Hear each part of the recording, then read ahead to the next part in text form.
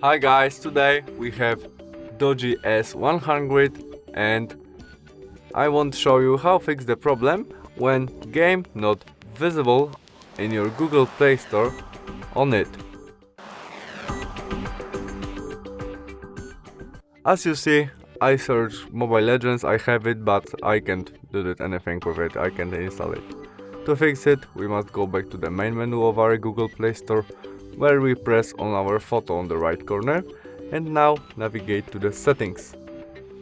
In it, family and parental controls.